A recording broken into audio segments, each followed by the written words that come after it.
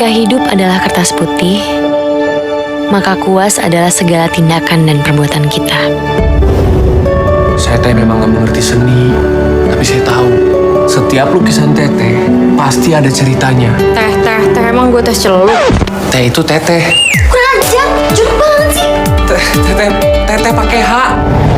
Kenapa orang kayak lo tiba-tiba ada di hidup gue? Jodoh teh. Saya teh percaya tidak ada pertemuan tanpa sebab.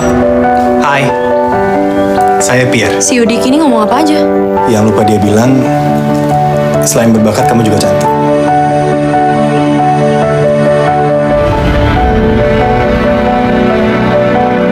Teteh itu bukan cuma normal. Teteh itu istimewa. Lo gak usah hibur gue. Gue tahu kalau gue cuma nyusahin hidup lo. Matahari ini teh Tatan. Terus lo bulannya? Oh bukan. Bulannya teh Abier. Bukan biar Kak, tapi Ananta Prahadi.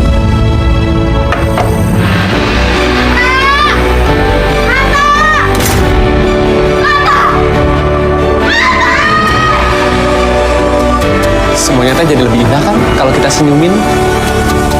Besok sarapan nasi kerang pakai rendang. Jadi teh harus datang lebih pagi.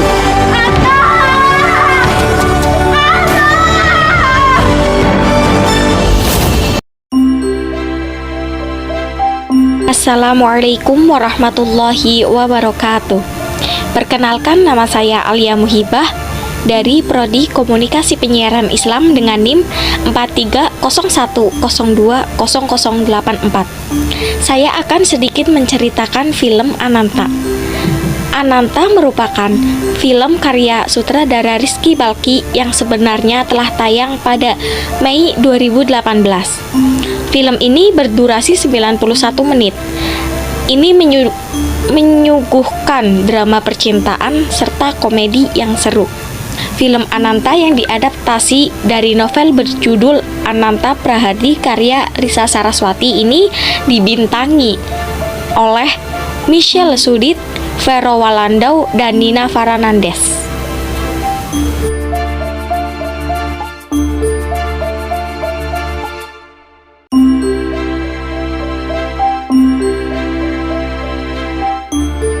Hidup bekerja dengan cara yang misterius. Kita tidak bisa memilih siapa yang akan ada di hidup kita. Pun, kita tidak bisa menebak siapa yang bakal bertahan dan siapa yang akan pergi. Seperti Tania yang terheran-heran sendiri. Apa dosanya sehingga dia bisa ditegur sama cowok anak baru lugunan Udik yang berjudul Ananta itu. Padahal Tania sudah memastikan dirinya untuk enggak ramah sama orang lain.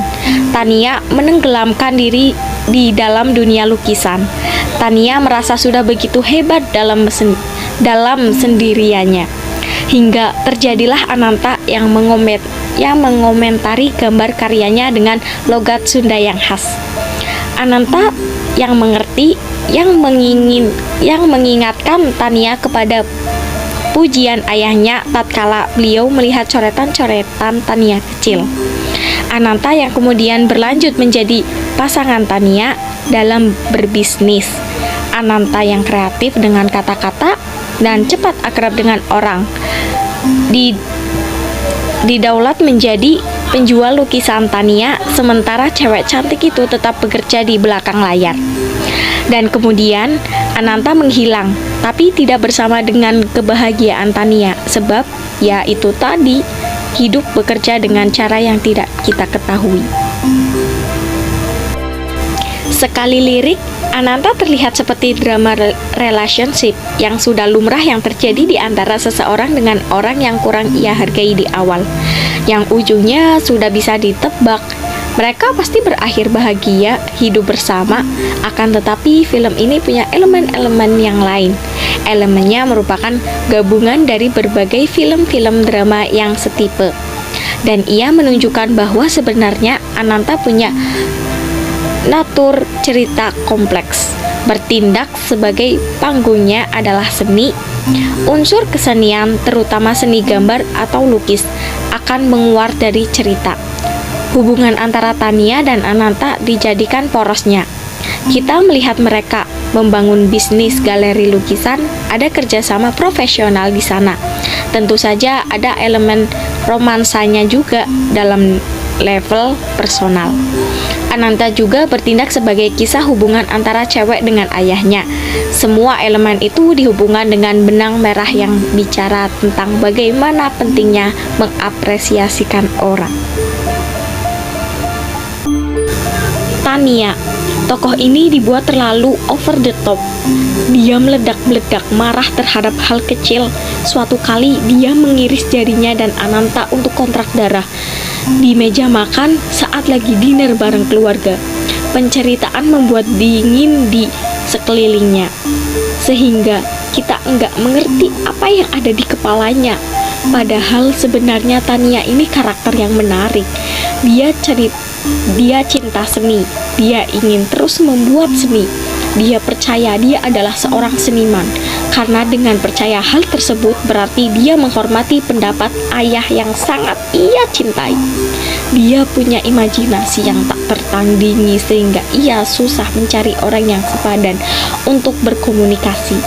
Tania jadi galak sama guru seninya, sama keluarganya, hampir sama semua orang, kecuali orang-orang yang pandai masak nasi kerak. Tania digambarkan suka nasi kerak, dan menurutnya ini adalah bentrokan simbol yang menarik yang dipunya oleh cerita. Bahwasanya seniman warna-warni seperti Tania sangat menyukai sesuatu yang salah bikin dan berwujud tak menarik seperti nasi yang dimasak kegosongan.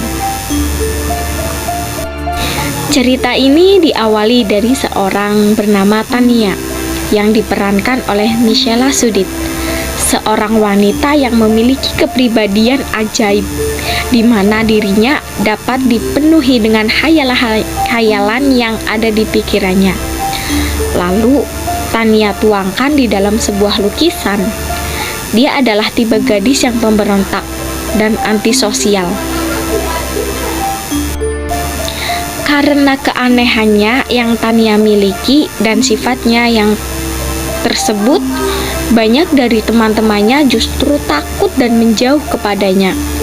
Di sisi lain, ada Ananta diperankan oleh Vero Walando, seorang pria yang polos dan juga lugu. Dia juga sosok pria yang seringkali mendapatkan cacian. Ananta tipe orang yang dikucilkan seperti Tania. Mereka berdua akhirnya dapat berteman akrab dan dekat. Namun pada suatu hari, Ananta memperkenalkan seorang pria tampan berdarah Indo-Prancis bernama Pierre Nino Fernandez. Kehadiran pria tersebut di antara mereka membuat hari-hari menjadi tak biasa. Pierre mulai jatuh cinta kepada Tania.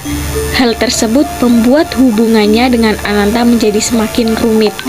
Di saat yang sama, Ananta menghilang dari kehidupan Tania. Ia membuatnya sedih dan stres berat. Seperti ada yang hilang dari kehidupannya, Tania membutuhkan sosok Ananta yang meskipun menyebalkan, namun bisa mengisi sisi lain dari kehidupannya. Kemana Ananta pergi ketika Tania dan Pierre yang sedang berdekatan?